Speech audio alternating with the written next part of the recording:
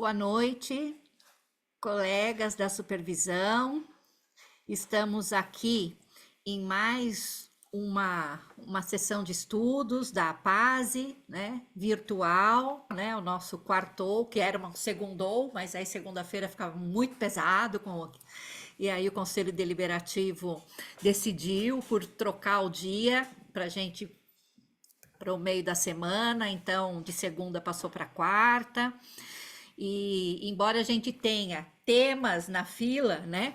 Hoje a gente decidiu tratar da promoção em função de tudo que a gente está recebendo de, de solicitação de informações, né? E também uma luta sindical que está premente, que é a da PEC 66, tá certo? Então, vou passar a palavra para a Mazé e para a Marli, para elas também darem as saudações iniciais e a gente já começa a reunião. Oi, pessoal. Boa noite a todos e todas. É muito bom a gente se reencontrar, ainda que seja à distância. Acho que isso fortalece a gente, fortalece a nossa militância e agora, né, nos prepara para essa avaliação que é uma conquista da paz. Eu acho que a gente em todos os cantos tem que dizer, todo mundo foi beneficiado por uma ação da paz. Porque às vezes as pessoas que falam, dizendo que a gente, né, não tem feito nada e cadê, né? Agora é hora de dizer, olha, a paz todo mundo faz porque a paz conquistou. Então vamos lá, bons estudos a todos e tem notícias, né, Marli? Tá com você. Olá, pessoal, boa noite. Sejam todos bem-vindos. Como disse aí a Mazé, a gente se reúne, né, para nos fortalecer e nesse momento nós vamos nos unir para nos preparar, né, porque é um momento importante aí da nossa carreira. Um abraço a todos. Então, sem mais delongas, queria já anunciar para todo mundo que está na sala que a ideia é essa reunião não passar de 2 horas, então 8 horas é o nosso teto, porque afinal de contas, todos e todos vocês, ou pelo menos a grande maioria, trabalhou hoje o dia todo, né? Nós também, né? Então a gente sabe que a gente tem a gente precisa também precisa jantar, precisa descansar, tá certo? Mas o estudo tá organizado para ser objetivo, né? E é isso que a gente vai tocar, tá bom? Então vamos lá. Vou iniciar a apresentação, tá certo?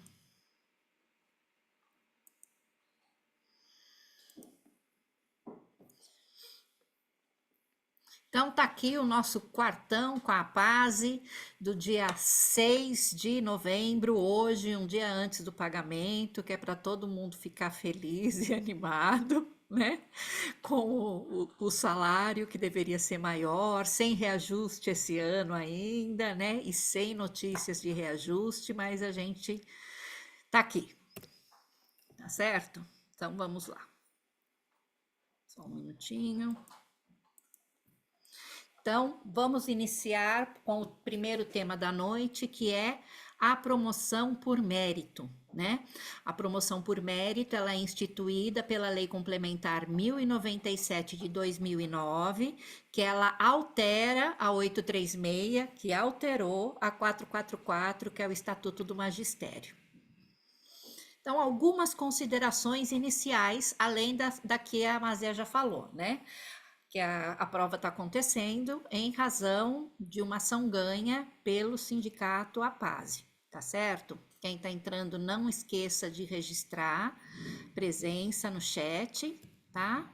Então, um pouquinho de história da carreira pelas leis complementares.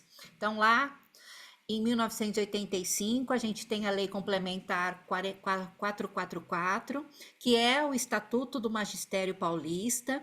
E o que tinha nesse estatuto, né? Ele tinha, assim, a evolução na carreira como os critérios de promoção por antiguidade, que não são os quinquênios, né? Mas coincidia com os quinquênios, também uma promoção a cada 5 anos, né? E por merecimento. Essa por merecimento era por assiduidade, você também tinha pontos por assiduidade, e a somatória dos pontos fazia com que você progredisse na carreira, né? Além dessa questão dos pontos do merecimento, você tinha pontos para cada curso que você fazia. E aí, a partir do momento que se adquiria um certo número de pontos, você ia progredindo na carreira. E além disso, tinha um adicional de magistério também, tá? Então, a progressão, o adicional do magistério também era tempo de experiência. Então, o que a gente vê aqui? A 444, lá em 85, ela enxergava a progressão na carreira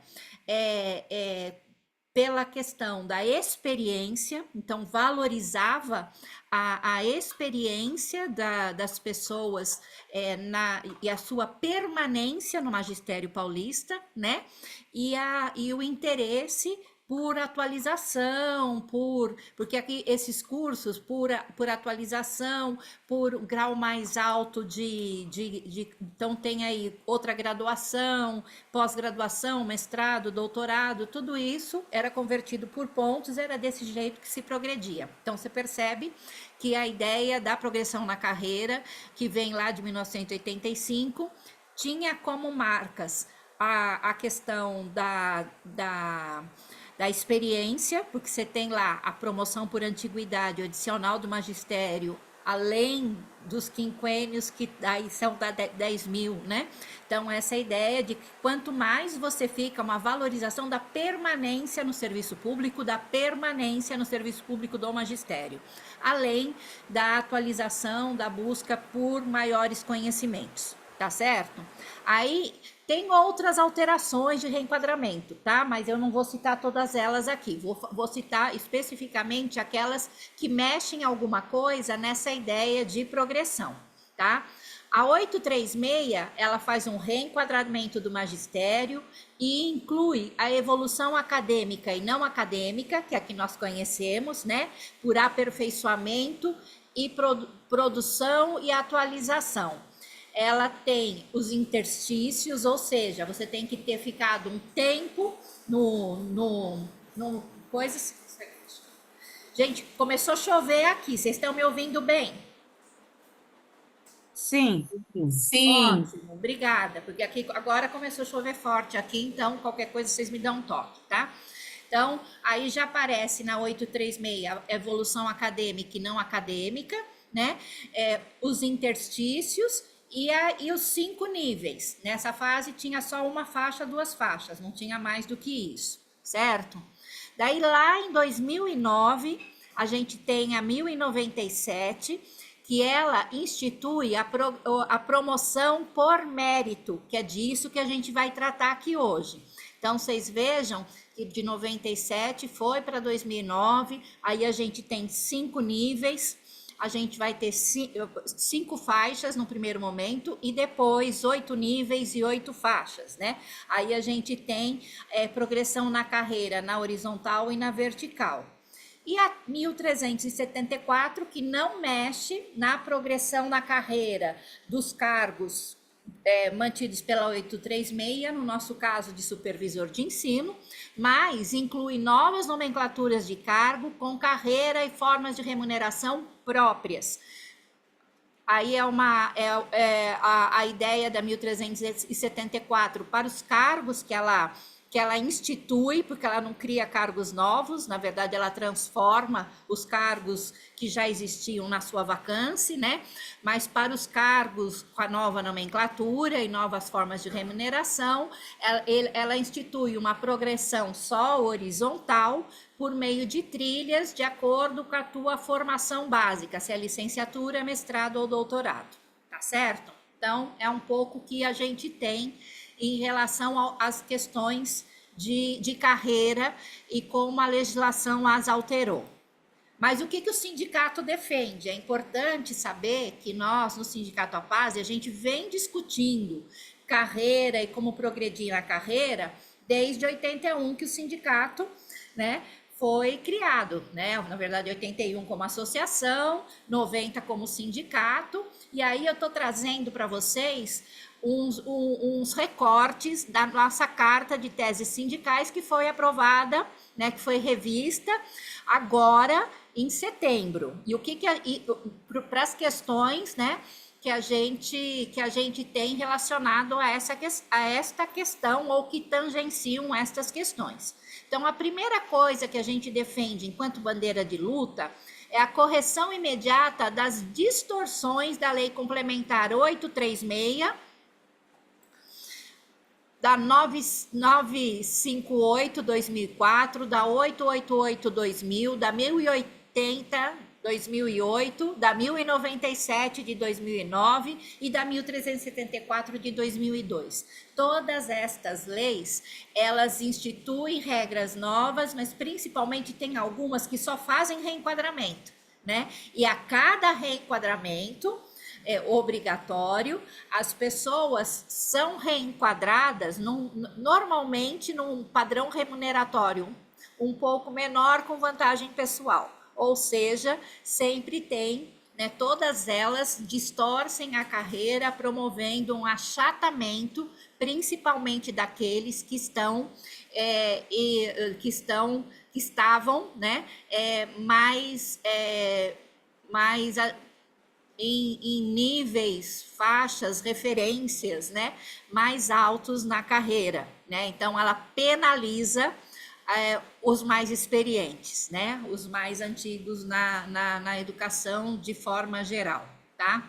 Então, essa é uma luta nossa para corrigir essas distorções por meio de uma mesa de negociação. Fim das políticas de gratificação, bônus e mérito. Então, na verdade, nós somos contrárias à promoção. Fomos lá em 2009, teve até um boicote à primeira prova por deliberação dos sindicatos, né? Mas, assim, a gente defende o fim das políticas de gratificação, de bonificação por mérito e de promoção por mérito. Por quê? Porque é como se a gente, para evoluir na carreira, para ter algum reajuste salarial, a gente precisasse o tempo todo ficar prestando concurso público, né? Então, nós somos contrários a esse tipo de política remuneratória, tá? E aí a gente defende o que mais? A garantia da valorização do profissional com a manutenção das vantagens obtidas no cargo de origem ao ascender na carreira. Hoje, o que acontece? Quem sai de um cargo e vai para o outro, leva o nível, mas não leva a faixa, né? Volta sempre na faixa inicial, toda vez que troca de cargo, né? A gente defende que a carreira, ela tem a carreira ela tem uma trajetória conjunta, articulada organicamente. Então, os nossos conhecimentos, os nossos saberes, enquanto docentes, enquanto diretores e diretoras, eles são base para uma melhor atuação como supervisor e supervisora. Portanto, nós defendemos a manutenção das vantagens obtidas no cargo de origem quando a gente troca de cargo na carreira do magistério, porque a gente entende que é uma carreira única do quadro do magistério, tá? E a gente também defende critérios exequíveis de valorização e promoção, né? Baseados no aperfeiçoamento acadêmico, no tempo de serviço, sem interstícios e sem teto, tá? Então, o que a gente entende? Que tem que valorizar, né? Tem que voltar a valorizar a experiência na carreira pública, no magistério público, né? Além do aperfeiçoamento acadêmicos, estudos, esse tipo de coisa, sem teto e sem interstício, tá certo? Porque isso que faz é assim a gente ser profissionais melhores, tá bom? Então, estas são teses sindicais sobre progressão na carreira e as ideias que a gente defende. Agora, apesar dessas ideias, vocês viram que a gente já conversou sobre isso num vídeo curtinho anterior, como o Estado, né, no caso, a Secretaria de Educação, não estava promovendo os mecanismos de progressão na carreira, que ainda existe, porque não temos os cargos da 836 em extinção, eles ainda existem, e agora com o ingresso em 2022 do último concurso de supervisor, a gente tem pelo menos aí 20 anos destes cargos, né, dos cargos atuais de supervisor de ensino, né, e a gente entendeu que precisava que a SEDUC garantisse, né, do ponto de vista legal, que é o que a gente tem hoje, né, que as pessoas tivessem oportunidade de evoluir na carreira também, tanto na horizontal, que é a não acadêmica e não acadêmica, como na vertical, que é a promoção por mérito, tá? Atualmente, nos cargos da LC 836, a gente tem uma evolução horizontal com 8 níveis e uma promoção por mérito na vertical com 8 faixas, tá? E isso são tabela de vencimento, tá? Vou aqui dar um exemplo, ok? Tabela de vencimentos. Então, aqui é a nossa atual tabela de supervisor de ensino por 40 horas. Vocês vão ver que a gente tem aqui a promoção, né, na vertical, da faixa 1 à faixa 8, e a evolução acadêmica e não acadêmica dos níveis 1 ao nível 8, e aí no cruzamento da faixa nível que a gente tem o salário base. Atualmente, esta tabela não tem uma relação percentual entre os níveis ou uma relação percentual fixa entre os níveis e entre as faixas. Ela é de salários nominais, tá certo? Então, entrando na promoção por mérito, que é faixa. Ela é instituída pela 1097 de 2009, ela prevê 2 formas de promoção por mérito, baseadas em avaliação. Uma delas é a avaliação teórica, que a gente chama de maneira popular de prova de mérito, né? Que é essa que a gente tem aí as inscrições. Começaram ontem, né, as inscrições de 2019, e ela prevê também uma avaliação prática a ser regulamentada por decreto. Ainda no governo do Geraldinho, né, do Geraldo Alckmin, quando o reitor da Unesp, o Herman, né, estava negociando com a comissão paritária, já estava praticamente pronta a regulamentação dessa avaliação prática por meio de um memorial. Aí, pelo interstício, que mantém o interstício de 3 anos, né, a avaliação, você poderia optar pela avaliação teórica ou pela avaliação prática, né? Quer dizer, ou prestar prova ou apresentar um memorial das suas atividades neste período do interstício entre a última evolução e essa, para conseguir pontuar e também ser promovido, ok? Mas isso não está regulamentado. O padrão remuneratório da 1097 também mudou com o tempo, porque ela também sofreu alterações, tá?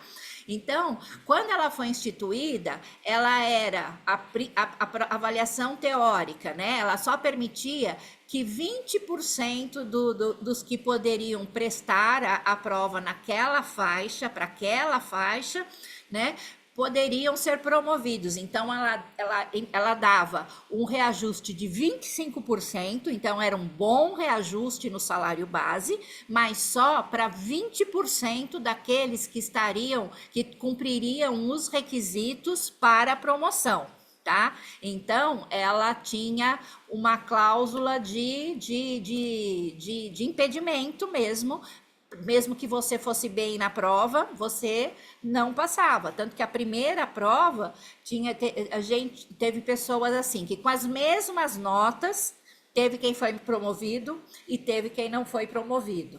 Por quê? Porque barrava nessa limitação dos 20%. Certo? Depois, se abriu a possibilidade, logo na sequência, de ser quem passasse, quem cumprisse os requisitos e tivesse a nota mínima, né, fosse promovido. E aí teria os 10%, né? Então daí a gente tinha evolução 5%, promoção 10%, né?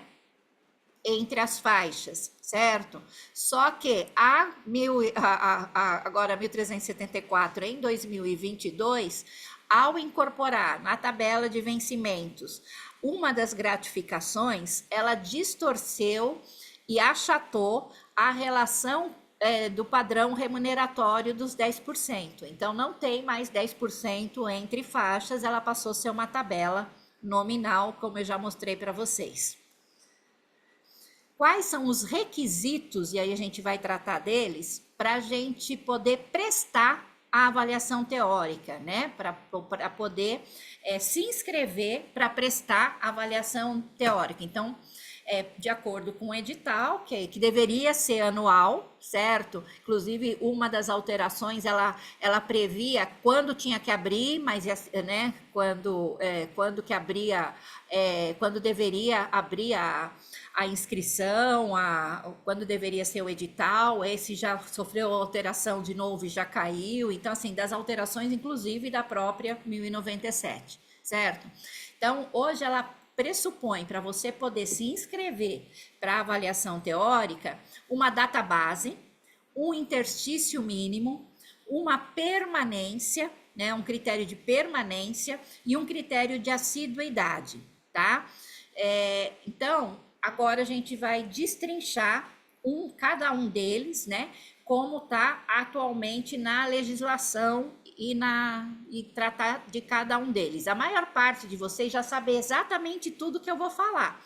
A gente vai recordar para que quem tenha qualquer dúvida, né, possa ou ver se esclarece, né, se dirime essa dúvida, ou então a gente, na verdade, vai abrir depois para outras consultas, tá certo? Então, vamos lá.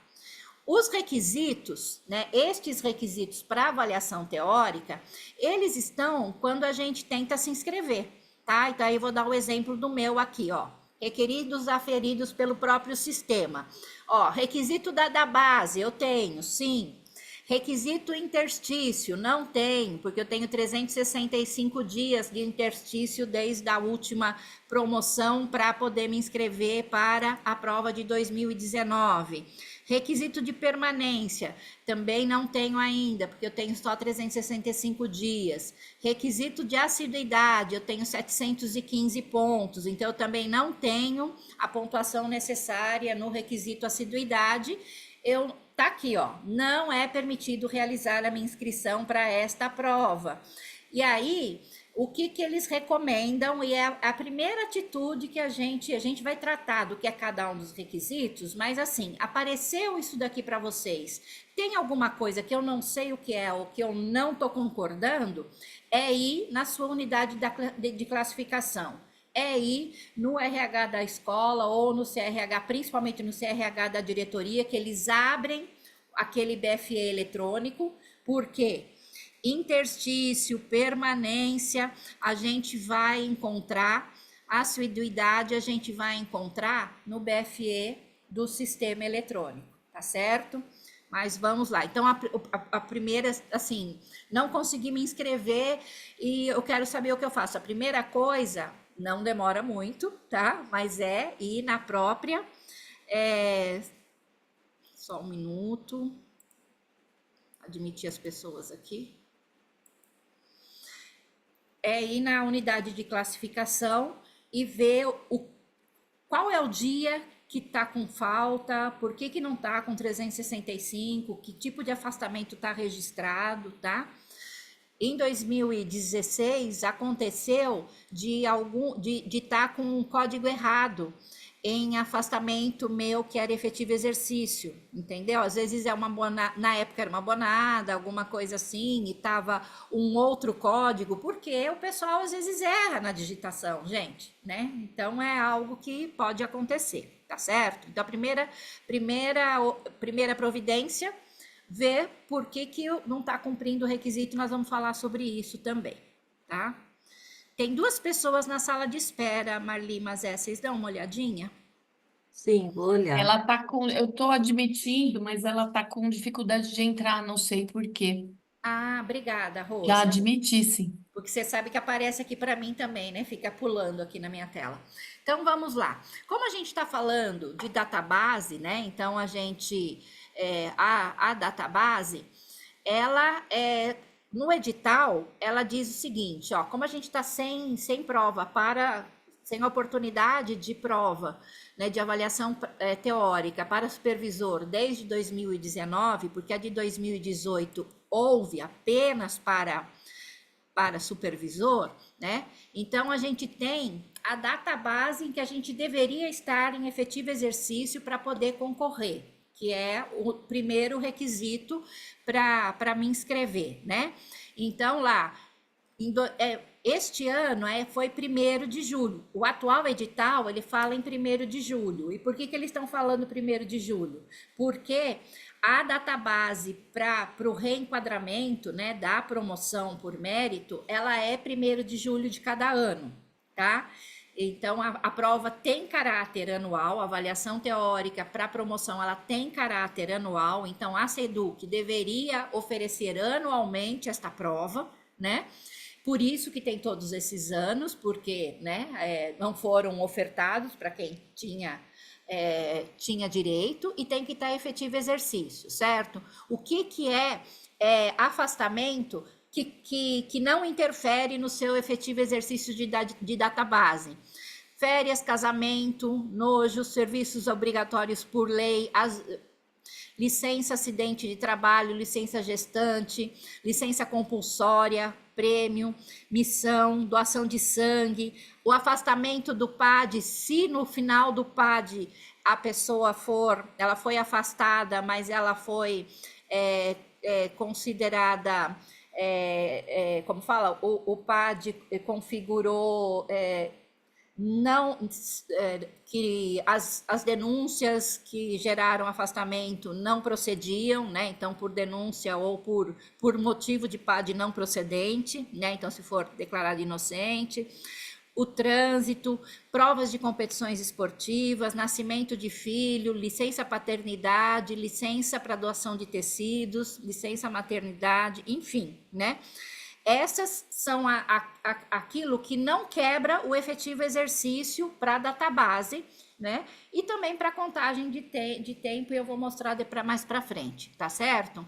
E aí, atenção, né? Até 2011, ou seja, 2010 e 2011, a database, a legislação, ela falava que a database era 31 de março, tá? Então, as primeiras provas, a database foi de 31 de março. Depois, com a alteração em 2011, né, a database passou a ser 30 de junho, né, para fazer efeito em 1º de julho, né? E o atual edital até 2018 para nós, para os demais cargos da carreira até 2017, porque o edital atual ele troca a database de 30 de junho para 1 de julho. E deve ser por isso, viu, Marli, que o seu interstício está com 364 e não 365. Pode ser por isso, mas precisa pegar e dar uma olhada se tem algum registro de ausência no ano, tá certo? Então, para a gente entender database. Vou tocando, tá? Se tiver alguma dúvida no coisa, vocês podem abrir o microfone e perguntar, ok? Se aposentou após a database, mas estava em exercício em 1º de julho de 2019, pode fazer a prova, tá certo? Desde que cumpra os demais requisitos.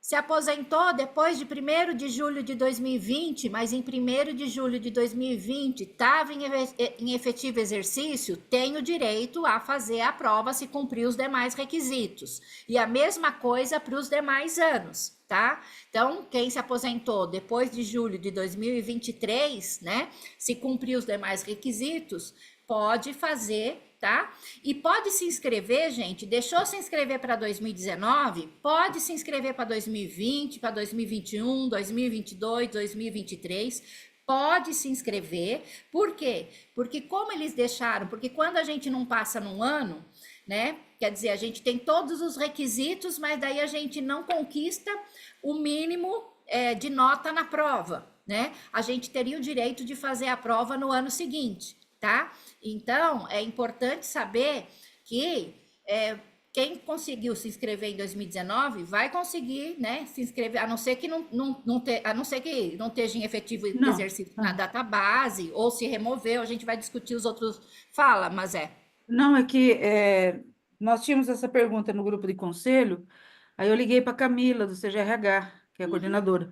Aí ela confirmou que realmente quem 19, a Lebreia 20 pode escrever em todos. Ela falou, só não vai fazer se não se inscrever, depois não adianta chorar, tá tá? bom? Então pode se inscrever sequencialmente em todas, tá certo? Se cumprir os demais requisitos. E se aposentou depois da database, mas estava em exercício na database e cumpriu os demais requisitos, a gente vai poder fazer a prova também, tá certo? Olha, Pois não, Lúcia. por exemplo, no meu caso, que eu passei o ano todo em licença-prêmio antes de me aposentar, isso vai ser contado como efetivo exercício. Esse daqui é o efetivo exercício da database. A gente vai falar de pontuação, de frequência e Tá, de permanência ali na frente, tá tá certo? bem, tá bem. Então, isso daqui não interfere no efetivo exercício da database, ok? Correto. Sim, entendi. Então, vamos lá. Próximo critério, o tal do interstício, né? Então, ele trabalha com a ideia de dias pela legislação, mas na verdade são 4 anos na faixa 1 para a faixa 2 e 3 anos na faixa 2 em diante. Da 2 para 3, da 3 para 4, da 4 para 5, daí são de 3 em 3 anos, certo? O início do exercício é sempre a data da última promoção, certo? A última promoção, ela consta na sede, tá? Mais para frente eu vou mostrar como é que a gente consulta, tá? E a faixa atual, para eu saber se eu preciso de 1.460 dias ou 1.095 dias, tá? Ela consta no Olerite, lá onde está escrito referência grau, faixa, nível, tá vendo? 5 é a faixa, E é o nível, 5 é a promoção, E é a evolução, ok? 5 é a vertical, E é a horizontal, tá? Então, precisa ter um somatório de 1.460 dias. Aí, se a gente voltar um pouquinho, você vê, no caso era 1.095 dias, né, de interstício. Se a gente olhar aqui o que acontece do meu interstício? Eu tenho 365, então eu preciso somar preciso ter 1.095 dias, tá certo?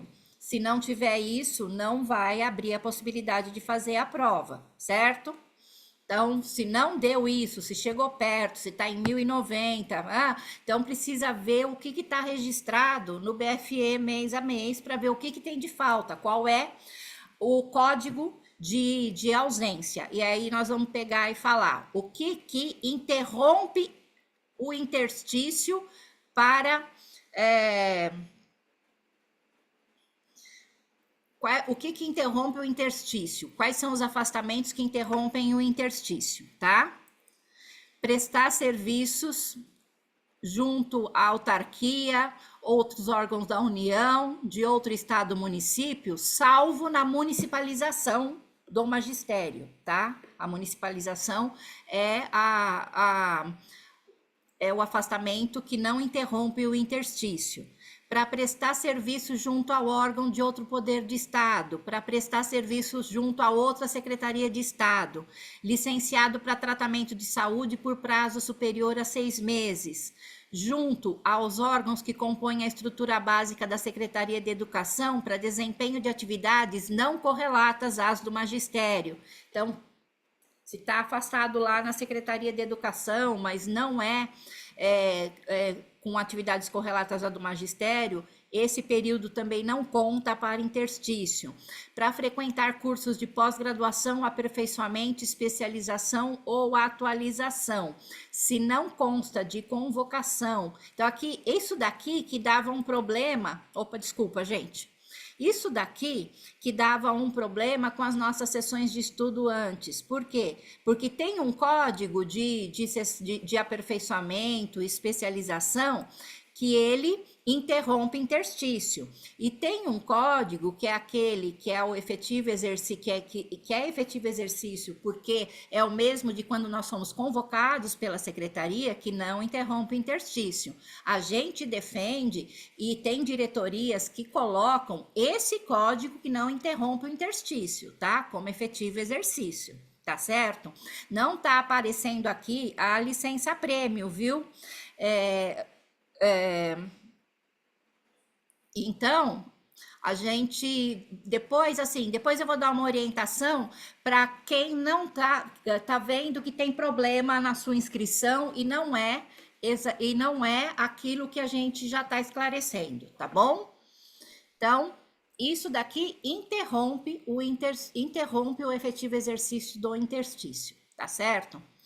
E aí, como é que a gente sabe qual foi a nossa última promoção? Porque é a partir deste dia que vai contar os 1.095 dias para os 1.095, no caso, porque aqui já teve promoção, né? Os 1.095 dias para ter o critério do interstício.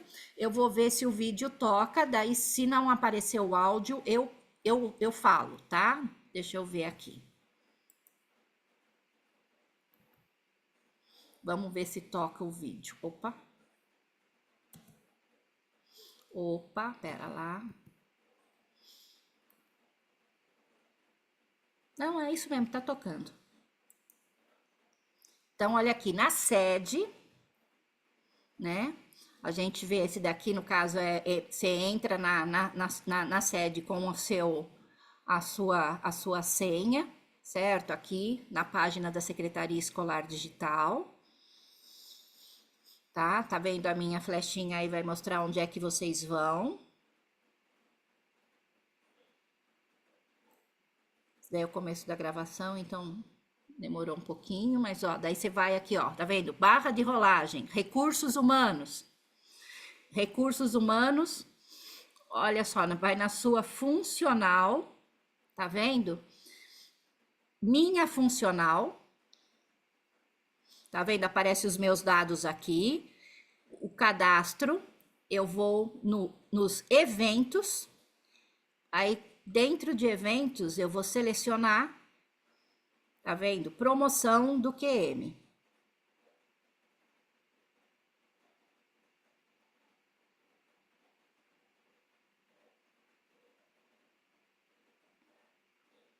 Daí já abre.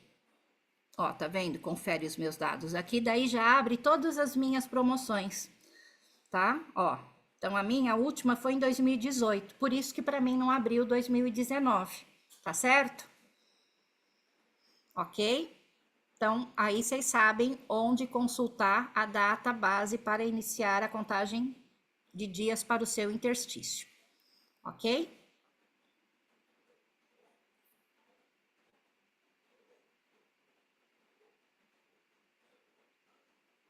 Prontinho.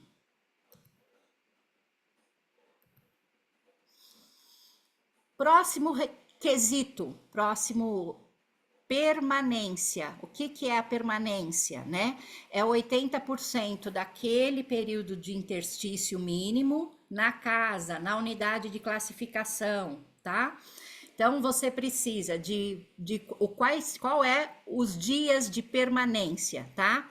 1.168, se for o caso da faixa 1, porque seriam 80% de 4 vezes 365 dias, né? Ou 872 dias nas demais faixas. Então, precisa ter 872 dias para contemplar o critério do interstício mínimo, certo? Deixa eu ver aqui. Então, volta lá, quando você abre, você vê quantos dias está registrado, né? E aí você vai descobrir, por exemplo, se aquele tanto de licença-prêmio é aquilo que está faltando, por exemplo, tá? No caso do exemplo da colega, certo? E aí, se for licença-prêmio, a gente vai ter que estudar melhor aqui com o pessoal da nossa assessoria de vida funcional e o jurídico. E o último requisito é o da assiduidade, né?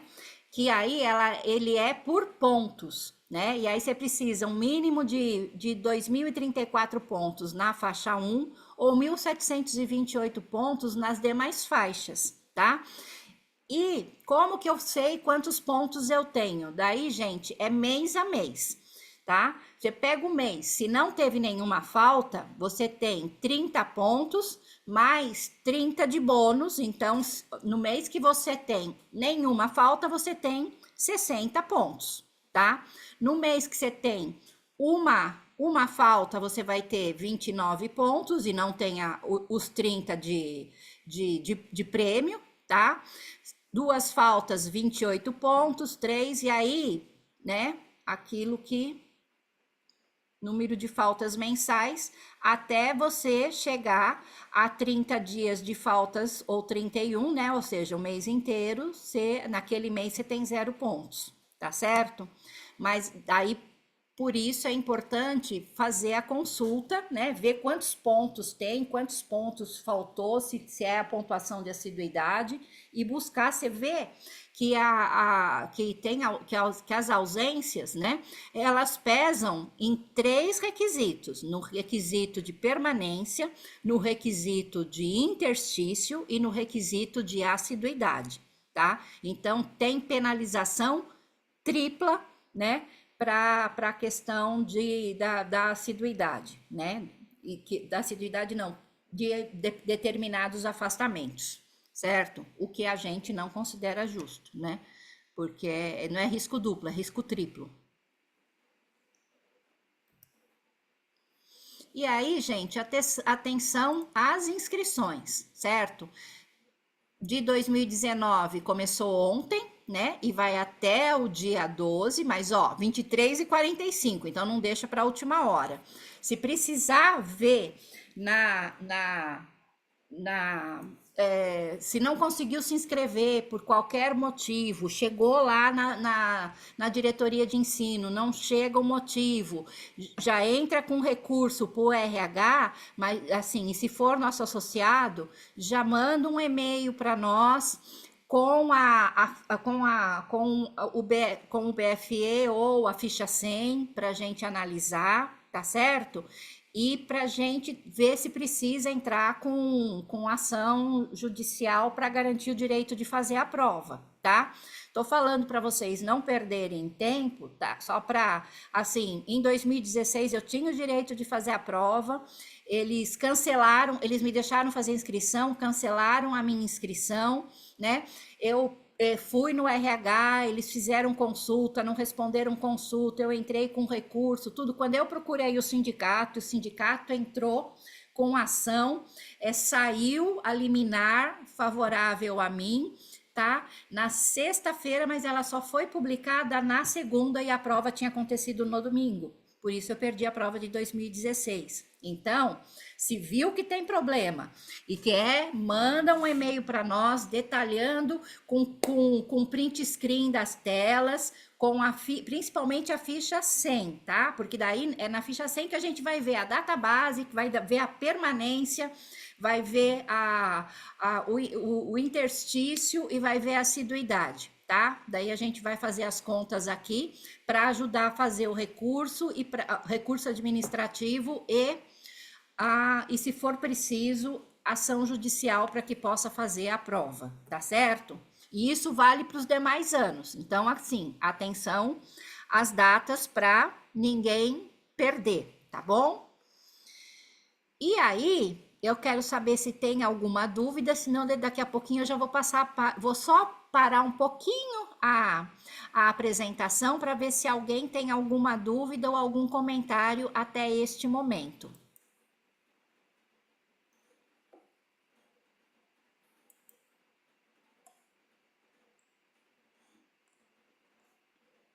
Algum comentário, alguma dúvida? Tá tudo claro? Então tá bom. Então eu vou pegar. Pois não, pode falar. Quem que tá? Oi, Rosário. É a Oi, Lucília. tudo bom, Lucília? Então, eu me aposentei há 5 meses e bloquearam o meu acesso à sede. Então, eu não sei como fazer essas consultas que você Mas é, você entrou no Portalnet, tentou se inscrever? é, então, tá tudo bloqueado, eu não consigo entrar em nada. Desde que saiu minha aposentadoria, eles me bloquearam todos os acessos. Tenta o acesso do Portalnet de novo, depois, se for preciso, a gente te dá uma orientação, porque mesmo os aposentados, para fins desta inscrição, é para estar aberto, tá? Então, Tá, se não tiver aberto, a gente. Você está pertinho da gente, né, Lucília? Qualquer coisa, dá um pulinho lá para a gente ver, fazer junto com você. tá bom. Tá bom? Mas é Obrigada. para, assim, eu entendo a questão da sede, tá? Mas é para você ter conseguido entrar no Portalnet. Se não está conseguindo, talvez você tenha que solicitar novo cadastro. Lembra que a primeira página fala sobre solicitar novo cadastro? Tá bom. Eu vou dar Tá? uma olhada. Tá, obrigada. Vamos lá. Gislaine, caso o interstício seja favorável à Então, vamos lá. Se você tem o direito de fazer de 2019, certo? E você passar na de 2019, aí se a gente for contar, certo? 20, 21, 22. Em tese, você teria o direito de fazer a de 22 e a de 23, tá? Então, é possível, sim, ter duas promoções, ok? Por conta desse ato de 5 promoções que nós vamos acumular agora, tá? Então, boa sorte para você, tá certo? E agora, então, eu vou projetar mais uma vez para a gente dar a nossa próxima boa notícia, tá? Marli, é com você. Tá certo. Então, pessoal, nós organizamos um curso, né, preparatório para a prova de mérito, né, que é o nome popular que a gente usa. E esse curso é uma ação de formação, né, do Sindicato APASE. Então, o grupo que vai trabalhar nesse curso são supervisores da diretoria. Vamos ter também 2 conselheiros, e talvez, se a gente precisar de mais pessoas, nós também vamos convidar, porque não é um trabalho, né, que a gente está fazendo, né? Nós estamos fazendo uma ação de formação, e, e as pessoas, né, que estão participando são pessoas ou que têm experiência, né, em cursos preparatórios, ou que foram professores ou são professores, ou pessoas que têm experiência na supervisão e gostam de estudar, né? Porque para processo seletivo, prova, né, precisa gostar de estudar. Então, eu estou fazendo essa coordenação, né? Eu trabalhei até o ano passado ainda, né? Então, ainda bem recente, 25 anos, né, com cursos preparatórios. Então, aí a Rosaura me colocou aí com essa tarefa, né, de coordenar essa atividade. Pode passar, Rosaura? Então, como que vai ser o curso, né? Então, o curso, com esse formato, né, após a pandemia aí, né, que a gente trabalhou, né, e hoje aí está um exemplo, a gente está trabalhando online, né, com as pessoas podendo participar de onde elas estão. Então, a gente viu a possibilidade, né, considerando todos os nossos filiados e considerando aí a extensão do nosso estado, nós pensamos nesse modelo. A gente fez reunião, né, com o grupo que vai trabalhar, e a gente pensou em fazer videoaulas, né, sobre a bibliografia prevista. Então, nós vamos fazer a gravação da aula e nós vamos disponibilizar essa aula. A gente pensou inicialmente, porque a bibliografia consta de 27 títulos, Tá certo que tem título que tem 2 páginas, outros têm 400 páginas, 300 páginas. Então, a ideia não é a gente fazer uma aula, né, sobre o título, no sentido, assim, de você esgotar o assunto na aula, porque, sendo aulas online, né, então a gente imagina que, né, com experiência em outros cursos que a gente faz, que o responsável, né, por aquele tema, ele vai coordenar aquele estudo, né? Então, vamos supor, eu vou assumir um tema da bibliografia. Então, a ideia é que, para a aula, a gente apresente o PowerPoint, mas a gente tem também alguns documentos que são completos, né? Então, nós temos o documento na íntegra, né? Que a gente sabe que também muitos de vocês já têm. Nesse estudo, por exemplo, que eu vou fazer, o PowerPoint que eu vou apresentar, certamente, né, vai gerar uma outra síntese que eu vou fazer durante o estudo, ou talvez um resumo. Então, isso acaba, né, sendo também produzido, e aí, nesse sentido, a gente também acaba compartilhando, porque a ideia é a gente fazer um grupo, né, de WhatsApp das pessoas que se inscreverem, então a gente pode também compartilhar. Mas, assim, a estrutura do curso é a videoaula, o PowerPoint, uma questão, né, que a gente vai fazer ao final de cada videoaula, né, de preferência sendo de concurso, então a gente aplica um teste e comenta esse teste, né, da aula, e ao final a gente vai desenvolver um simulado, né, então a gente vai fazer uma atividade, a gente ainda não decidiu se esse simulado vai ser síncrono, né? Ou se vai ser híbrido, com uma parte presencial e alguns assistindo online, a gente ainda vai decidir, né, no decorrer do curso. A videoaula vai ser gravada. E para acessar, vai ser pelo YouTube. Na inscrição, a gente vai pedir um endereço de e-mail do Gmail, né? Então, a gente vai precisar para poder fazer esse acesso. Então, da aula, é isso, né? Do curso, né? Da estrutura do curso seria isso. Pode passar, Rosaura? Opa, desculpa, tem algum problema aqui. Só um minuto, gente. Tá bom. Eu vou projetar de novo, tá? Marli, quando que começa essa inscrição? Isso, no próximo slide a gente já vai colocar. Isso, a programação.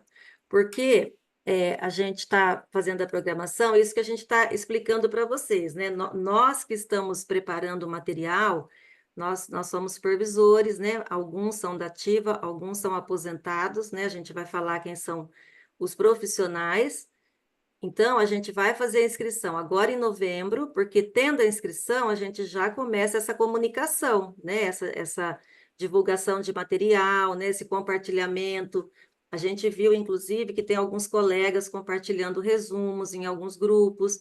É claro que tudo que a gente for compartilhar em nome do sindicato, a gente sempre vai respeitar a autoria, né? Porque eu acho que é algo assim, né? É ético, né? Da nossa parte sempre respeitar a autoria. Então, a gente vai fazer as inscrições, a gente não fez essa semana porque nós estamos aí nos preparativos do nosso festejo aí do dia 14, né? Mas a gente vai se organizar já para fazer essa inscrição. Então, esse grupo de WhatsApp, a gente pensou de deixar ele fechado durante o dia, e a gente pode abrir à noite para vocês colocarem algumas questões, porque assim, gente, da minha experiência com concurso, e certamente vocês também têm muita experiência, porque quem chega na supervisão já prestou muita prova, né? A gente precisa de um tempo de calma, né? Não dá para a gente ficar colocando, né, toda a nossa ansiedade, né, durante todo o dia e a noite nesse processo, porque vocês, né, nós já temos as demandas durante o dia, e imagino que nós temos que definir, né, um horário de estudo, né? Eu estou tentando imprimir isso à noite, porque também tinha deixado de fazer, né, esse trabalho. Então, até você criar essa rotina de voltar a estudar um pouquinho por dia, então isso a gente precisa começar a fazer. E o grupo de WhatsApp a gente está pensando em fazer assim, até para não ficar aquela postagem de mensagem durante o dia, causando, né, estresse em vocês, em nós também, né, que também vamos prestar essa prova, tá?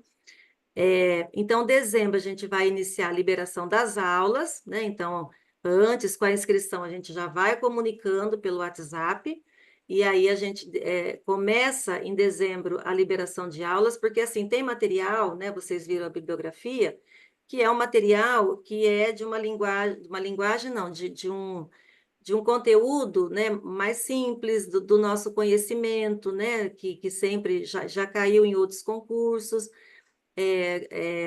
com quantidade pequena de páginas.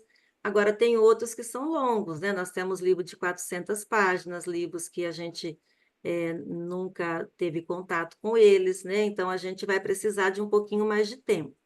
Então, a gente finaliza em janeiro, né, a publicação das aulas, e a gente faz esse simulado, né, que eu comentei com vocês, que a gente vai definir o formato. Alguém perguntou das parcerias, então a gente já conversou com o Diógenes, né? A gente pediu para ele uma reunião para sexta-feira, né? Para poder acertar essa parceria. E se tiver outras também, vocês podem indicar, né? E a gente vê a possibilidade de fazer a parceria, né? Porque o Diógenes é da Seduc que faz aquelas apostilas com resumos, né? Que muitos conhecem, mas pode ser também que tenham outros aí que vocês possam aí sugerir. Pode passar, Rosaura? Isso. Aí nós chegamos na bibliografia. Nós organizamos, né, o curso dividindo em módulos, então a gente dividiu em nove temas. Esses temas, a gente, assim, comparando, né, fui olhar a resolução do outro processo, né, de promoção, que é a 50/2018. Então, na última, nós tínhamos 114 títulos. E nessa prova de 2024, a gente tem 27 títulos. Então, assim, não dá nem um quarto dos títulos. Normalmente, os concursos têm de 40 a 50 títulos, né? Considerando a legislação, os livros, né? As publicações. A última era exagerada, né? 114 já é um exagero. Mas o que a gente percebe, né? Com essa retirada também, né? De tantos títulos, né? A gente percebeu que a secretaria, né? Que não é surpresa para a gente, provocou um desmantelamento, né, nas características da supervisão, nas atribuições da supervisão, porque a Resolução 50, ela previa as três dimensões da ação supervisora, né, que é a assessoria, a gestão pedagógica, a gestão de pessoas e equipes e a gestão administrativa, de processos administrativos. Então, de administrativo não tem nada na bibliografia, né? Na gestão pedagógica, a gente percebe também que há falta, né, de bibliografia, né, de textos, né, que trate da avaliação escolar, que trate do currículo, né, apesar de ter aí o currículo paulista, mas autores, né, que discutem o currículo. É claro que, tendo um número menor, para nós que precisamos, né, cumprir esse programa, para nós é melhor, né? Eu costumo imprimir a bibliografia, e aí vou fazendo checklist, né? Cada item que eu vou lendo, vou fazendo checklist, depois, quando chega perto da prova, eu pego só o meu caderno de anotações e faço uma leitura para poder recuperar aquilo que eu fui anotando, né, ao longo do estudo.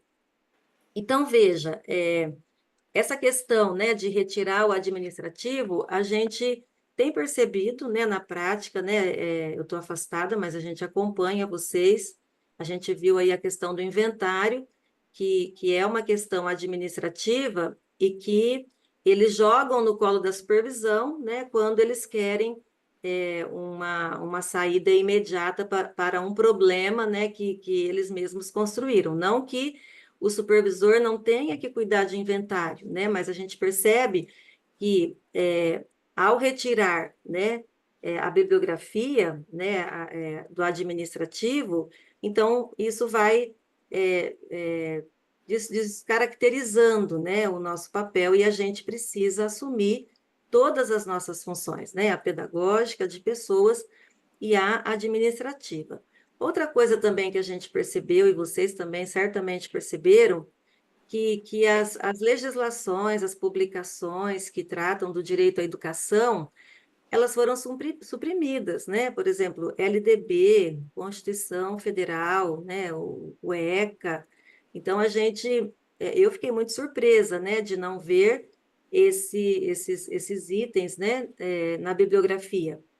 Mas também, né, certamente tem uma intenção, né, que desviar, né, a nossa atenção do nosso papel político, principalmente aí, né, nesse momento que a gente está vivendo, né, desse desmonte da educação pública.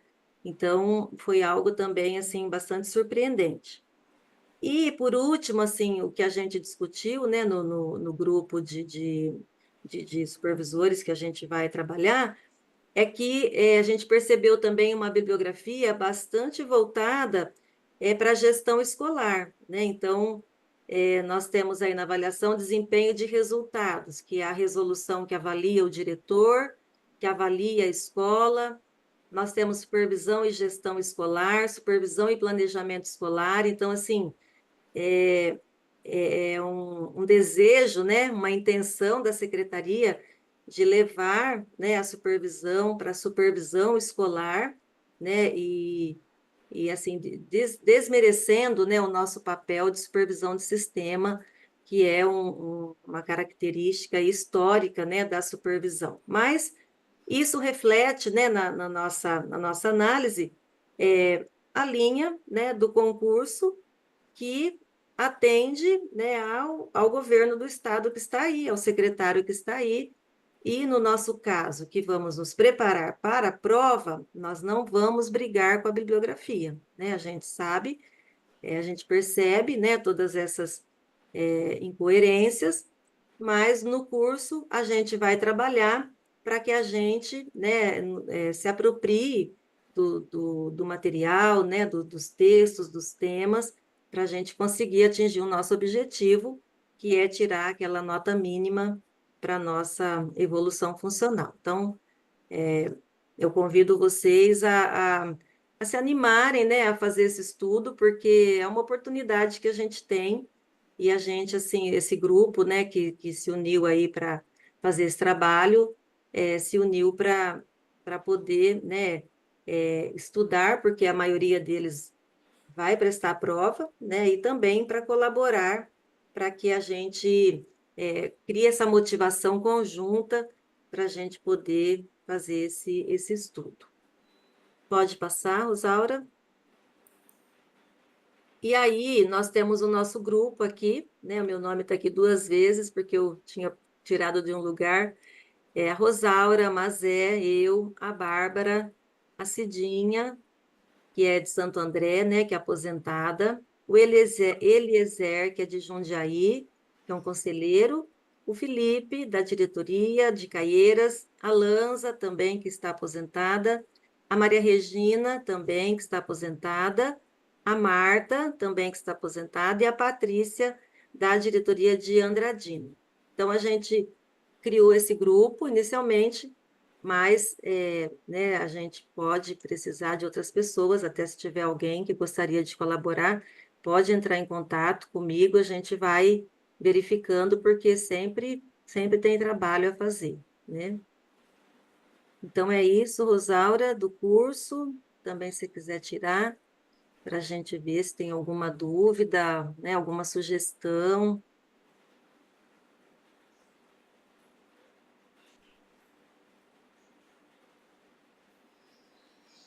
Algum comentário, alguma dúvida? Não? Ok. Então tá bom, fiquem à vontade aí se tiver Então, algo. nós vamos trabalhar para pôr esse curso em ação. Então é isso. Então vamos já para o segundo ponto. Oi, Rosana, Obrigada, deixa eu perguntar Flávia. uma coisa. Quanto que Pois você não. falou que é mesmo o aumento vai no salário base, né? Na promoção?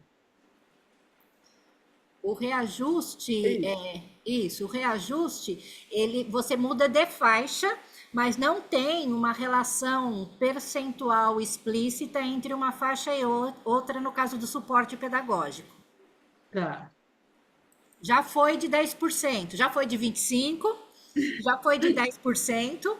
É, Hoje é um valor nominal que a gente vê na tabela de vencimento, quando você tá. mudar de faixa.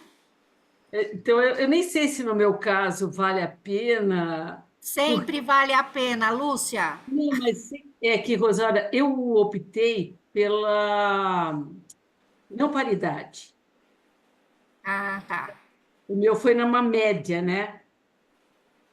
Então, por isso que eu falei, eu estou aqui pensando agora se vai valer a pena, porque como por exemplo, eu já tive alguns direitos ganhos que o advogado falou que não valia a pena, porque como é média, o efeito que seria surtido ali seria tão diminuto que não valia a pena nem mexer. Faz a inscrição, Ah, depois sim, você já analisa fiz. com calma. Isso aí eu já fiz. Felipe? Então, tá me ouvindo? Sim. Então, acho que tem uma coisa que a Marli pontuou, como o curso vai ser organizado, muito bem feito, tá tudo ótimo. E tem uma coisa que talvez alguns companheiros apontem. Nós da PASE, faz tempo, desde sempre, a gente é contra essas progressões a partir do mérito, da meritocracia, porque a gente acha que a gente tem que ter salário, ter aumento da inflação, né? Então sempre nós lutamos por isso. E teve algum tempo também a POSP, a Udemy em menor grau e a PASE, a gente boicotava essas provas de promoção. Eu mesmo, como eu era da POSP, eu passei uns 5 anos sem fazer, né? E aí, óbvio, o meu salário ficou defasado em relação aos demais supervisores. Então, se alguém falar alguma coisa, já ouvi isso, né? Mas vocês estão entrando na do governo, fazendo aí é, um curso para ter aumento do salário por mérito e tal. Acho que a resposta é simples. O sindicato está aqui para ajudar a todos os supervisores, no caso. A nossa tarefa é essa. Se a pessoa não quiser fazer porque ela acha que tem que boicotar e lutar por salário, também tem o nosso apoio, né? Mas nós consideramos que era papel do sindicato a gente propor esse curso, mesmo que no passado, né, a gente tenha boicotado, ou mesmo que a gente tenha um discurso ainda hoje, né, de defender salário, não essas avaliações aí que foram feitas tempos a tempos. Tanto é que isso é verdade que a gente conseguiu para toda a rede a partir de uma ação da PASE, né? Então, e porque os sindicalizados, os supervisores no geral, queriam que a gente fizesse isso. É só uma observação, né, para se houver algum tipo de questionamento, a gente ter claro por onde a gente vai. Isso. Perfeito, Felipe. E eu vi agora que, por exemplo, a POSP também vai ofertar curso para a prova de promoção, né?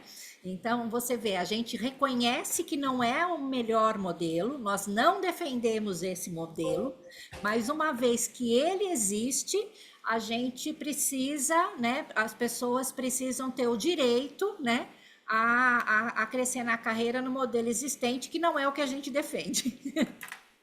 Perfeito, Felipe. Obrigada. Mais alguém?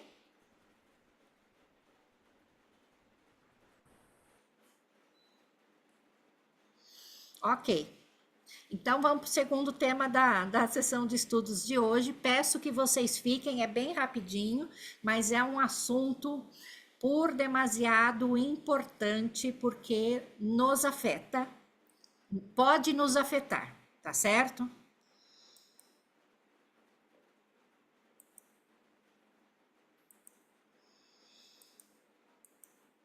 Então, vamos falar da PEC. Na verdade, não é 3666, que eu coloquei um meia a mais. Não foi de propósito, tá? Mas é o número da besta mesmo, de 2023. É a PEC 66 de 2023. Se vocês já ouviram falar, a gente vai tratar um pouquinho delas. A Regina tá aí, não tá, Regina? Maria Regina deve estar na sala. Eu estou. Ótimo. Então, você me acompanha, Maria Regina? E aí você pode interferir se for preciso, tá bom?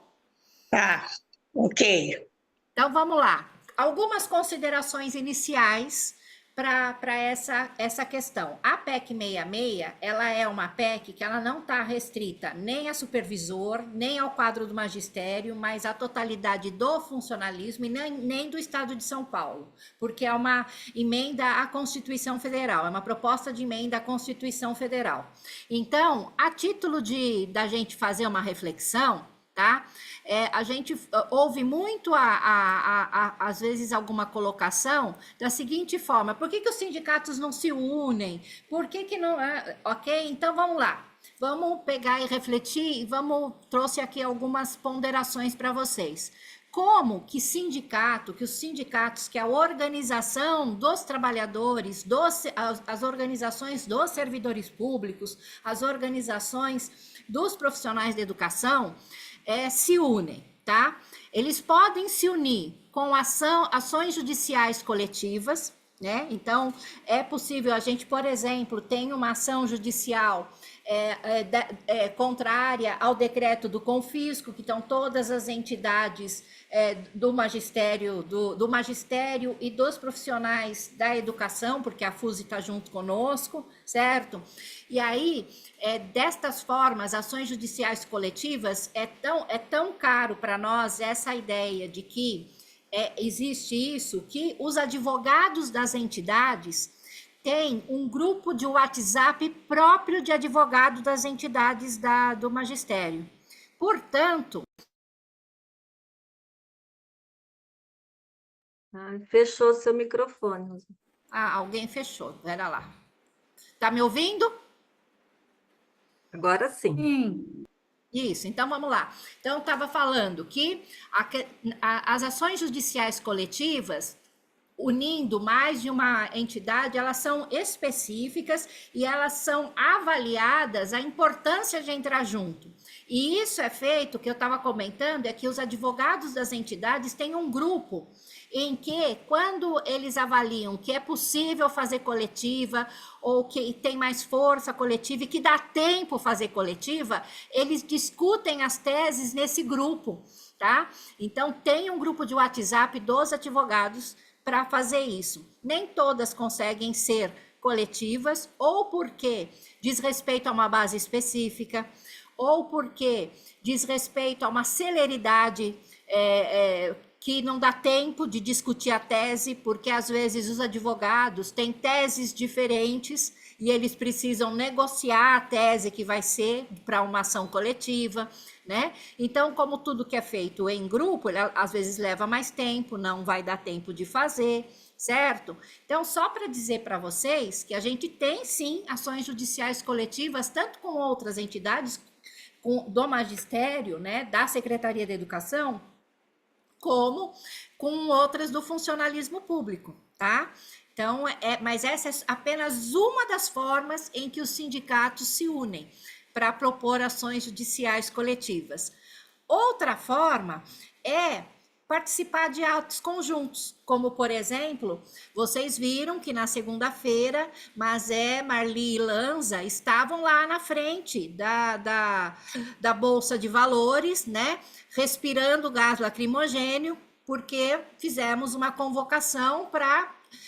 a PUESP fez, os estudantes fizeram, a UPES fez, a UNE fez, para tentar barrar a privatização, né, o leilão das escolas, né, na Bolsa de Valores na segunda, né. Na terça, no Colégio de Líderes já foi aprovado, de sopetão, pautar no plenário a redução do mínimo para a educação. Então, a gente convocou todo mundo que podia ir, Marli acompanhou, Hoje a gente está aqui, mas o pessoal está lá na frente da Lesp, né, lá nas galerias, correndo, quer dizer, então esta é uma outra forma que os sindicatos se unem, participando junto de atos que são convocados, né? Às vezes a gente se reúne com antecedência para convocar o ato, às vezes não dá tempo para se reunir com antecedência, se alguém convoca e nos convida, a gente vai. Tá? Então, é uma das formas que os sindicatos se unem. E a gente também, quando propõe ato, convida outras pessoas, e é desse jeito que a gente faz, tá? A gente também se une quando a gente prestigia eventos das outras entidades. Então, olha lá, a Pampesp fez aniversário de fundação. Nós estivemos lá para prestigiar, para bater palma para outra entidade, porque nós estivemos no congresso da FUSE, nós já estivemos em congresso da POSP, né? Então, assim, a gente também procura prestigiar os eventos das outras entidades, tá certo? Quando a gente se mobiliza sobre ameaças coletivas, como é o caso da PEC 66, certo? Com todo o funcionalismo, a gente está aí se organizando, nos mobilizando para ameaça. Não é ação coletiva porque não existe, não teve alteração na Constituição ainda, não é o momento de ação judicial, mas a gente tem ações de mobilização e de atos conjuntos com demais entidades.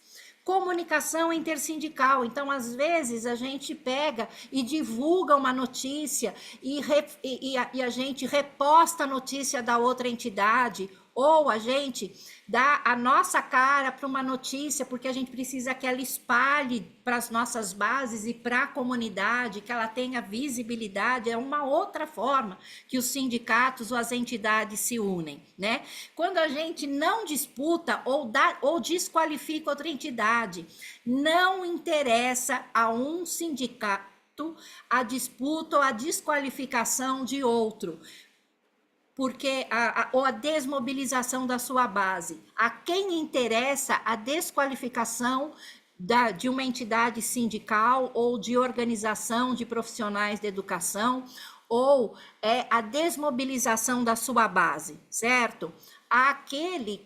Ao governo, ao patrão que interessa esse tipo de... Portanto, a gente se une quando a gente não disputa entre nós e quando a gente procura não desqualificar outra entidade, ainda que a gente não concorde com alguma atitude, com algum encaminhamento. A entidade, ela tá lá, todas as entidades estão lá para defender a sua base. Então, a gente tem que respeitar isso por princípio. Tá certo? E uma outra forma que os sindicatos se unem é por articulações e ações regionais. Embora sejamos, principalmente aqui no quadro do magistério, nos profissionais de educação, relacionamento com a SEDUC, entidades de caráter de base estadual, né? Muitas vezes a gente tem ações regionalizadas. O ABCD-MRR tem um fórum das entidades de educação que propõem atos regionais, foram lá na escola Vladimir Herzog, conseguiram que a diretora não retirasse o pedido para ser cívico-militar, né? Quer dizer, então, a Pampesp convidou algumas...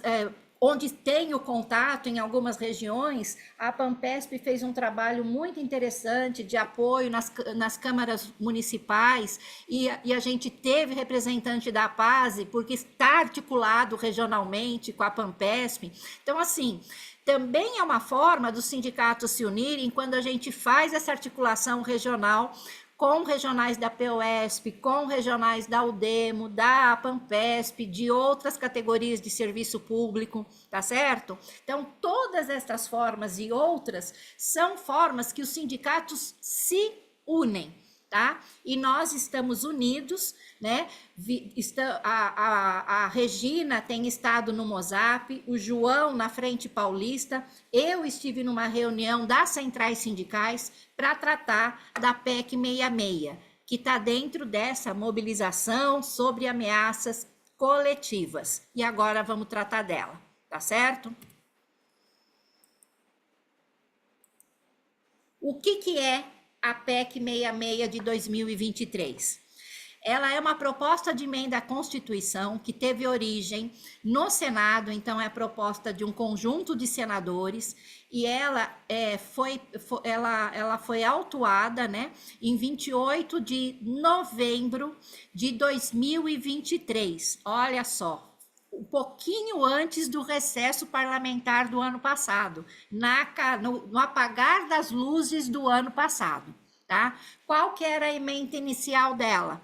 Ela abria novo prazo de parcelamento especial de débitos dos municípios com os seus regimes próprios. Então, aqui não são todos os municípios que têm regimes próprios de previdência. A maior parte no estado de São Paulo não tem regime próprio, contribui para o regime geral, mas ela pega a sua emenda inicial era sobre novo prazo de parcelamento especial de débitos dos municípios com seus regimes próprios de previdência, tá? E com o regime geral. Então, ela entra com essa característica. E como tinha um supervisor que falava que toda proposta legislativa, ela é um trem. Tem gente que entra, tem gente que sai em cada estação, tá certo? Então, ela foi aprovada no Senado, a PEC, com uma emenda substitutiva em agosto de 2024. E olha só por que a gente está mobilizado e é preciso a gente olhar para ela. Porque na sua emenda atual, né, tem um jargão nessa coisa que fala do jabuti, vocês já devem ter ouvido falar, né? O jabuti que colocaram na tramitação dela. Diz o jargão, né? Ele fala que jabuti não sobe em árvore e nem em poste. Se tem jabuti na árvore ou no poste, alguém colocou ele lá, né? Então, como que ela foi aprovada no Senado com a emenda substitutiva? Ela atualmente institui limite para o pagamento de precatórios pelos municípios, abre novo prazo de parcelamento especial de débitos dos municípios com seus regimes próprios da Previdência e com o regime geral da Previdência e dá outras providências, certo? Vamos olhar para isso. Ela foi encaminhada à Câmara Federal em 21 de agosto, e ela está tramitando na Câmara. Por ser uma PEC, uma proposta de emenda constitucional, ela tem que tramitar nas duas casas do Congresso, tá? E aí, em resumo, ela traz um parcelamento aos credores da Previdência em até 300... Opa, pera lá, desculpa. Um parcelamento aos credores da Previdência em até 300 meses, então um novo parcelamento. Impõe a aplicação das regras da reforma da Previdência da União, do Bolsonaro, nos regimes próprios dos entes federados, tá? E possibilita o parcelamento de precatórios em até 300 meses. Então, assim, esse daqui... Assim, o pessoal está fazendo, as centrais sindicais estão organizando um panfleto de 11 pontos que explica e, na verdade, chama a atenção para as questões que estão nessa que foi aprovada no Senado e que está correndo na Câmara, tá? Só a título de imposição, para vocês verem assim como que ela foi aprovada, tá? Sobre a questão de uma nova reforma da Previdência. Aos regimes próprios, tem alguém que mandou uma pergunta para nós, mas se ela fala sobre parcelamento de dívida de previdência de município, por que nós do Estado precisamos olhar para ela? Olha o que está lá, olha o jabuti. Aos regimes próprios de previdência social dos estados, do Distrito Federal e dos municípios, aplicam-se as mesmas regras do regime próprio de previdência da União, exceto se preverem regras mais rigorosas quanto ao equilíbrio financeiro e atuarial. Lembram sobre equilíbrio financeiro e atuarial? Lembra alguma coisa? Se não lembra, vou lembrar. Confisco. faixas abusivas de contribuição. Parágrafo único. O disposto no caput do artigo, quanto à aplicação das mesmas regras do regime próprio da União, inclui que regras? Idade e tempo de contribuição mínimos, cálculo de proventos e pensões, alíquotas de contribuições e acumulação de benefícios, além de outros aspectos que possam impactar o equilíbrio a que se refere o caput deste artigo. Transição para os atuais servidores e regras transitórias aplicáveis tanto para estes quanto para aqueles que venham a ingressar no serviço público do ente federado. Teve um movimento muito grande durante este ano e, assim, não está correndo ainda na Câmara, tá? Mas, assim, houve um convencimento do relator da Câmara que isso seria inconstitucional porque interfere na federação, mas foi aprovada deste jeito no Senado. Então, retorna com fisco. Quem não for igualzinho a da Previdência ou mais rigoroso do que a da Previdência da União, precisa, para ter autorização de parcelar mais as suas dívidas, né, com as previdências próprias ou com a Previdência, né, precisa fazer uma reforma no âmbito dos seus servidores, tá? E aquela história do que é, desculpa, só um minuto, sobre precatórios. Ai, meu Deus do céu.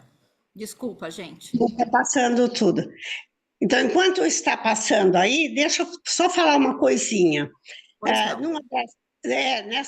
Na última reunião que eu participei online, eles falam até do fim do abono permanência, entre outros, sabe? Que seria o fim do abono permanência, que você fica lá trabalhando, mas deu o tempo, não desconta a previdência de você. Então, isso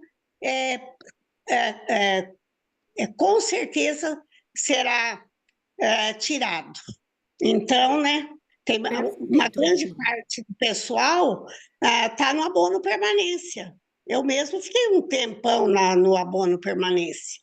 Então, é um desses aí o que pode estar prejudicando a Previdência, né, que seria o abono permanência. Na última reunião, eles mencionaram isso. Vai ser o fim. Porque o da União não tem, né?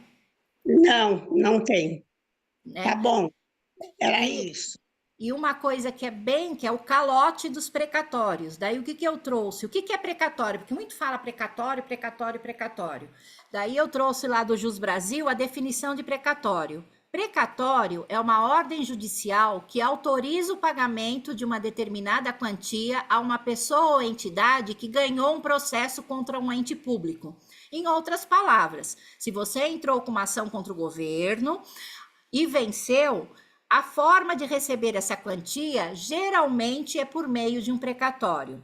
O precatório é como se fosse um cheque especial emitido pelo judiciário, que comprova que o ente público tem que pagar o valor determinado na sentença judicial. A ordem do precatório é encaminhada ao órgão responsável pelo orçamento, que deverá incluir essa dívida no seu orçamento para poder efetuar o pagamento. Então, para a gente entender um pouquinho o que é o precatório. E aí, gente, se a gente ganha uma ação, e aí ele coloca lá um limite de precatório por ano para o município pagar, ou para o estado pagar. Se não pagar, né, eles podem parcelar essa dívida em 300 meses. Ou seja, tem gente que vai morrer e não vai receber, né? Esse é um problema sério. Então, se o relator tirou a parte da reforma da Previdência, tá? A questão dos precatórios ainda, que é o calote, que a gente quer um calote normatizado, é algo importante ainda que está tramitando na Câmara, tá?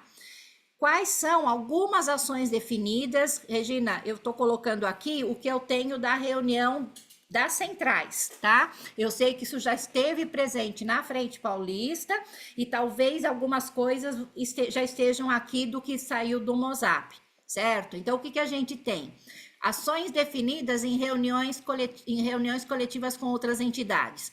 A Semana Nacional contra a PEC 66, que ela é uma semana para a gente fazer divulgação, para a gente estar nas redes sociais. Então, instituiu a semana de 25 a 29 de novembro para essas ações. Inclusive, vai ter um pessoal que vai para Brasília para panfletar, para conversar com os deputados lá. Então, vai ter, assim, uma mobilização em Brasília também. Uma live nacional na quarta-feira, no dia 27 de novembro, às 19 horas, para onde a gente vai fazer esse debate, apresentação, transmitir informações, porque essa PEC 66 precisa estar na boca de todo mundo, né? Precisa estar muito explícito para todo mundo o prejuízo que ela pode trazer se for aprovada, tá? Então, a gente também aprovou campanha permanente nas redes sociais, um documento para entidades internacionais, né? Então, uma nota técnica, vai sair uma nota técnica sobre a PEC 66, então um documento mais estruturado, né? Vai ter, vão solicitar, vão tentar marcar uma audiência pública em Brasília, tudo isso para tentar pressionar os deputados do Congresso, né? A retomada do movimento Basta, que é um movimento de articulação de entidades do funcionalismo em nível nacional, que se organizou na época da PEC 32, que era da reforma administrativa, né, do governo federal. Abaixo-assinado virtual e físico, então, quando a gente divulgar esse abaixo-assinado, ele é coletivo, é para todas as entidades, pode passar para pai, para mão, para vizinha, certo? Porque é uma forma de pressão. Tem uma plataforma que foi desenvolvida pela Central Única dos Trabalhadores, mas que está à disposição de todas as centrais, que é o Na Pressão. A gente já fez uso dela por pelo menos 2 vezes, que você clica na plataforma e ela encaminha, ela já diz como os deputados que estão a favor ou contra a PEC, e se você clica lá, ela é um aplicativo que dispara mensagens para os deputados, para as redes sociais, esse tipo de coisa. Então, tudo isso a gente vai divulgar. E esse documento base coletivo, com 11 pontos, quer dizer, 11 pontos que explicitam os problemas dessa PEC para distribuição, para debate, Então, esse daqui, a gente vai ter uma nota técnica, que é um documento mais robusto, e a gente tem um documento base com 11 pontos, que é um documento mais resumido, mas que é para a gente poder tornar senso comum o quanto essa PEC ela é ruim para todos os servidores públicos de todas as carreiras do país, tá certo? E das 3 instâncias, federal, estadual e municipal, né? As 3 instâncias. E pensionistas, né? Aposentados e pensionistas, das 3 instâncias. E outra coisa, Rosaura, que eu gostaria aí só de emendar, né? É que se essa PEC 66 for aprovada, a nossa, do fim da Previdência, que é a PEC social, a 624, ela vai ficar sem sentido, que é aquele pensamento a 555, ela fica sem sentido, ela é natimorta, ou como diz as crianças, morre na praia, né? E vai ser um gatilho para o projeto de lei, uma emenda, não sei como que fala quando é do presidente. E agora eu já procurei aqui, eu estou até com o caderninho das reuniões, mas não achei, que é a lei do Bolsonaro, que também está tramitando por lá, para acabar com o serviço, como fala, com as previdências próprias, né? Serviço de previdência própria, como a gente tem o SPPrev, e passar todo mundo para um sistema único que é O regime geral. o INSS. Então, se isso for aprovado, pode todo mundo esperar. Nós vamos todos para o INSS. Vai ser um gatilho. Então, é uma coisa também que agora está todo mundo junto. Por sinal, está todo mundo agora mais em cima da 66 do que da PEC Social 6, porque é essa que precisa ser barrada. Porque se essa não for, as outras, né, não terão sentido mais nenhum, tá bom? Só para colaborar aí com a... Isso. com- E colaborar um pouquinho só com a pergunta da Geslaine. Geslaine, o que pode interferir naqueles que estão prestes a se aposentar ou aqueles que já estão aposentados, tá? Na reforma na reforma federal, na reforma da Previdência Federal, a gente está assim, quando o pessoal citou o governo federal que mudou, mas a gente está com uma correlação de forças ruim para reformar a reforma da Previdência, que é isso que está sendo negociado com o ministro do Trabalho, né? E com a ministra da Inovação e da Gestão. Por quê? Porque tem interesse muito pesado, a gente não precisa falar de qual que é a correlação de forças do Congresso Nacional, você vê que esse é um projeto de iniciativa do Senado, né? Que o Senado aprovou, né? Manda para a Câmara Federal, certo? A correlação de forças, ela não tá boa para a gente pegar e retomar, desfazer a reforma do Bolsonaro por completo. A gente não sabe o que a gente pode estar fazendo, tá? Mas uma coisa que, de imediato, se ela passar, é, assim, a retomada do confisco que nós conseguimos derrubar aqui. Então, o que a gente está buscando é que os aposentados consigam reaver, né, o que foi pago do confisco, por mais que tenha sido cancelado o decreto do confisco aqui, né, essa lei, ela impõe de novo o confisco, né, tá? Então, acho que então, isso impacta os já aposentados, inclusive. Os já aposentados. E também, se acabar o SPPrev, nós passamos para o INSS, independente de quando nós nos aposentamos, independente disso. Esse eu acho que é uma das coisas mais negativas que pode acontecer, né? E está na cara, porque o Congresso está contaminado, né, Rosaura? Está contaminado, a gente sabe que está contaminado. Não precisa nem ser muito vivo para perceber, né, que está contaminado.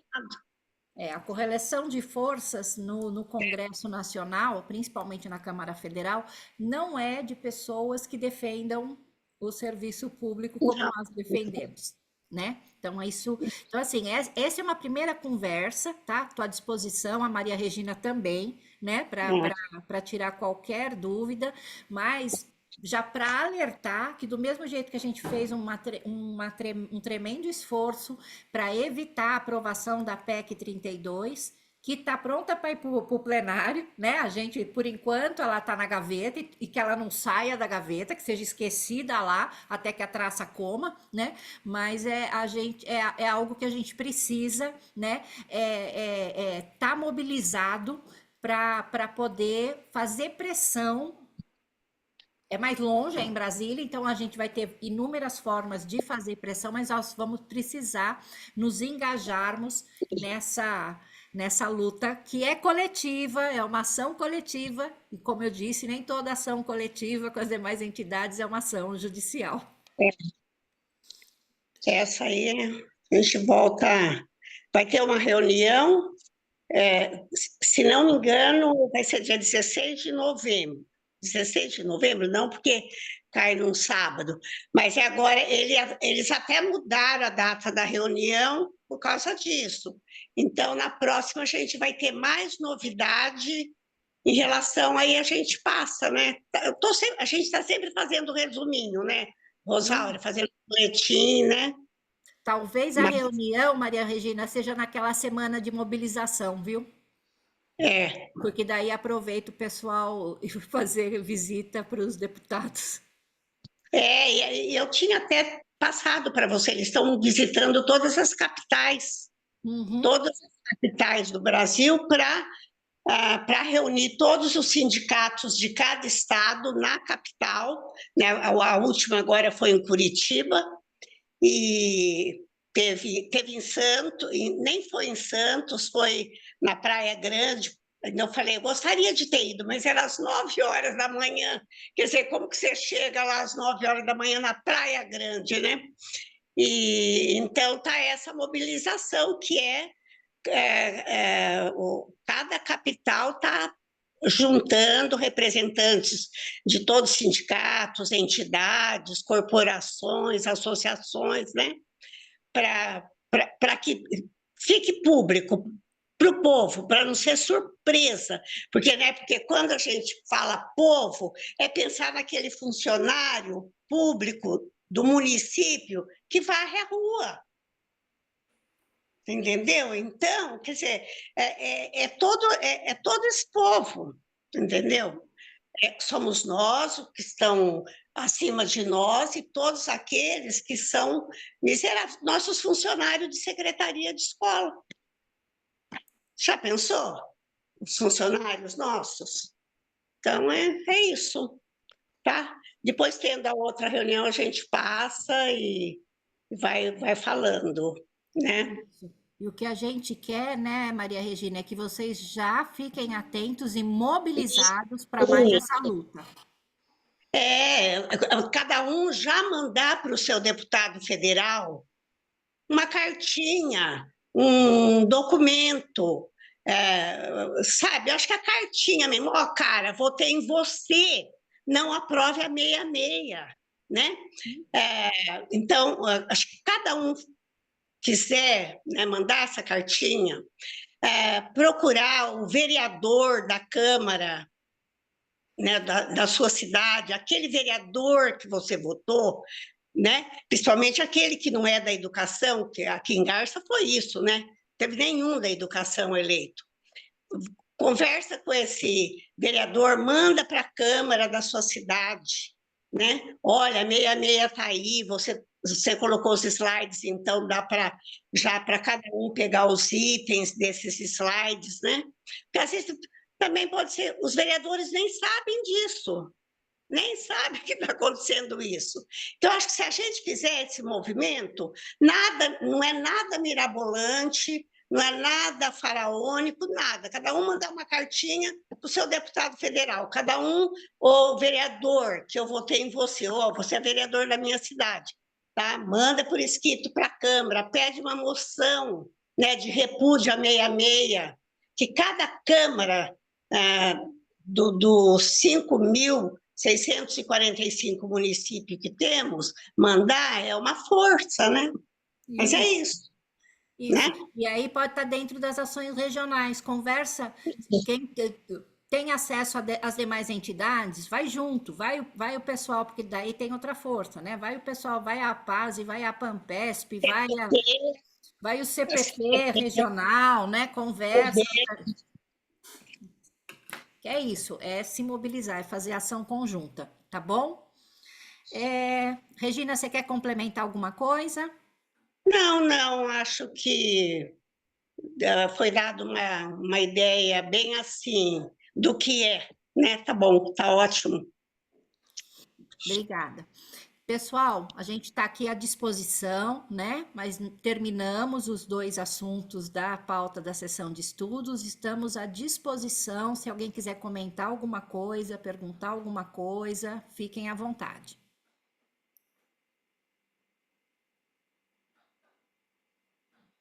Não? Então, vou passar a palavra para a Mazé, para a Marli, para o Felipe, se quiserem complementar alguma coisa. Mazé, senão a gente já sai também. Olha só que mandem o PPT, mando sim, Lucília. Não, só dar boa noite e bom estudo para todo mundo, né? Vamos ficar firme agora.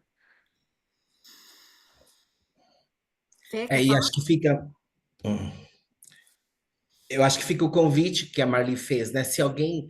A gente organizou os itens da prova de mérito entre nós, mas se tiver alguém que tem uma expertise em qualquer um desses temas, acho que falar com a Marli, né, Marli? Para a gente incorporar vocês aí no pessoal que vai trabalhar com a prova, tá bem? Ótimo, Felipe. Marli, quer comentar mais alguma coisa? Não só E é uma aula de 20 minutos, né, Marli? Então, o pessoal precisa. isso. É 20 minutos, então não é uma coisa assim grandiosa, tal, não é aquela aula, né? Assim, que né, é 20 minutos. E até eu vou debutar nisso daí. Eu quero ser a primeira, hein? Vou fazer a experiência, porque uma da legislação é uma folha só, então já coloco, eu vou fazer a experiência. Podem fazer a experiência comigo, tá? Ótimo, obrigada. Então, só desejar boa noite e bom descanso para todo mundo. E bom jantar, né, também. Então tá bom. Ó, cumprimos o horário, gente. Bom descanso. Muito obrigada pela participação e a gente está aqui à disposição de todos e todas vocês, tá bom? Boa noite, então. Boa noite.